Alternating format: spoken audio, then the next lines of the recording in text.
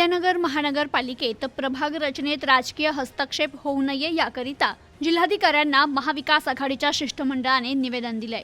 अहिल्यानगर महानगरपालिकेची प्रभाग रचना करताना कोणत्याही प्रकारचा राजकीय हस्तक्षेप होऊ नये, पारदर्शक पक्षपात विरहित प्रभाग रचना निवडणूक आयोग आणि राज्य शासनाच्या निर्देशानुसारच पार पडली जावी, अन्यथा प्रभाग रचना अवैध ठरू शकते आणि निवडणूक प्रक्रियेला विलंब लागू शकतो आणि संबंधित अधिकाऱ्यांविरुद्ध कारवाई होऊ शकते, असा इशारा खासदार निलेश लंके यांच्या नेतृत्वाखाली महाविकास आघाडीच्या शिष्टमंडळाने जिल्हाधिकाऱ्यांना निवेदनातून दिलाय।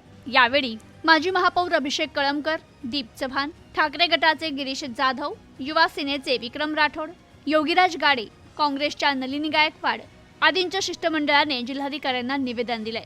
निवेदनात म्हटलंय, नगर विकास विभागाने ड वर्ग महापालिकांमध्ये 4 सदस्यीय प्रभाग रचना करण्याचे निर्देश दिलेत। निवडणूक आयोगाच्या सूचनेनुसार हे निर्देश लागू केलेत। सन 2018 मध्ये नगर मंडपासाठी याच मार्गदर्शक सूचनांनुसार प्रभाग रचना करण्यात आली।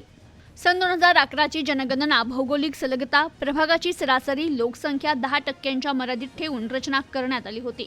त्यामुळे ती नियमबद्ध आणि तांत्रिकदृष्ट्या योग्य ठरली। आजही तेच मार्गदर्शक तत्त्वे शासनाने लागू ठेवलेत। त्यामुळे पूर्वीप्रमाणे प्रभाग रचना कायम ठेवणं न्यायास अनुसरून राहील। प्रभाग रचना करताना शासन आदेश, नियमांचे तंतोतंत पालन करणं आवश्यक आहे।